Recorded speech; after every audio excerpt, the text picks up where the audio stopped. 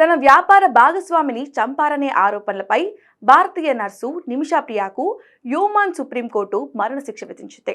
దాంతో కొచ్చిలోని నిమిషా కుటుంబం ఆందోళన చెందుతుంది. బాధిత కుటుంబంతో చర్చలు జరిపి నిమిషాను క్షమించమని కోరే అవకాశం ఉంది. యోమాన్ షరియా చట్టాన్ని అనుసరించే దేశం.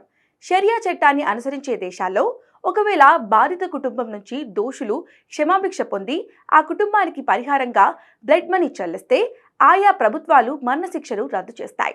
ఈ దిశగా ప్రయత్నాలు జరుగుతున్నాయి. ఇప్పటికే $40,000 చెల్లించారు. 19 ఏళ్ల వయసులో 2008లో నిమిషా యోమాన్ వెళ్ళింది. 3 ఏళ్లకు తిరిగి వచ్చి టామీ థామస్ అనే ఆటో డ్రైవర్ను పెళ్లి చేసుకుంది. తర్వాత థామస్ కూడా యోమాన్ వెళ్లారు. 2012లో నిమిషాకు ఒక కూతురు పుట్టాక యోమాన్లో బిడ్డను పెంచడం కష్టమవుతుందని థామస్ పాపతో కలిసి భారత్కు తిరిగి వచ్చేశారు. 2 ఏళ్ల తర్వాత 2014లో ఒక బిజినెస్ పార్ట్నర్తో నిమిషా సొంతంగా ఒక క్లినిక్ను ప్రారంభించింది. యోమాన్లో ఒక వ్యాపారాన్ని ప్రారంభించాలంటే స్థానికులు ఖచ్చితంగా భాగస్వామిగా ఉండాలి. నిమిషాకు తలాల్ అబ్దో మహిదీ అనే వ్యక్తి స్థానిక వ్యాపార భాగస్వామిగా ఉన్నారు.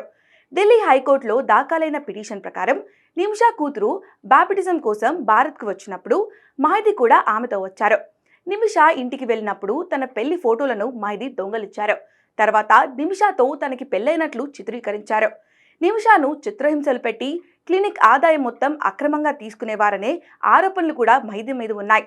మహిదీకు హానికరమైన మోతాదులో మత్తుమందు ఇచ్చి తన మృతదేహాన్ని ఛిద్రం చేశారన్న ఆరోపణలు ఎదుర్కొని 2017లో నిమిషా జైలుకు వెళ్లారు. బాధిత కుటుంబానికి ఇచ్చిన blood money save Nimisha international council ద్వారా సమకూర్చినవి.